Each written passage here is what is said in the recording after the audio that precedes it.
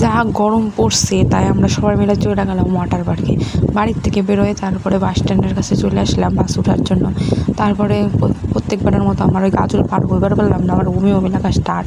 তারপরে এসে নামলাম নারায়ণপুর নামে বনভোজন অপেক্ষা করলাম। তারপরে এসে গেল বনু।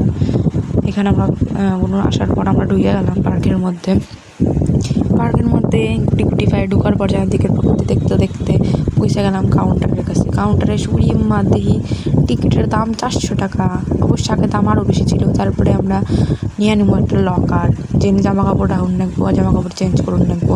তার নিয়ে লকার নিয়ে নেওয়ার পর আমরা ড্রেস চেঞ্জ করে নিলাম। ছিল আলাদা লকার, মেয়েকে আলাদা লকার। যাই হোক, ড্রেস চেঞ্জ করার পর আমরা তারপরে একটু ড্রিঙ্ক নিয়ে নিলাম, যেটা অ্যালকোহল ছাড়া। ভাইবো না তোমরা উল্টাপাল্টা খাইতেছি কিছু, ওটা অ্যালকোহল ছিল না। তো খাওয়া দাওয়া নেওয়ার পর আমরা এগিয়ে যাচ্ছিলাম।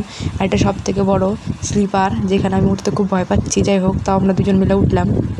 ওঠার পর আমার অবস্থা তো বহুত খারাপ হয়ে গেছে বাইরে ভাই। যাই হোক, চিল্লাই তাও নামছি মনে হয়। আর এদিকে অনেক কিস্তি খাস্তা চলতেছিল, তাই মিউট করে দিছি, কিছু মনে করো না তোমরা। যাই হোক, চলতেই থাকে আমাকে মধ্যে গেলে। তারপরে আমি তো নাম্বার পারি না, তো নামাইলো টাই না।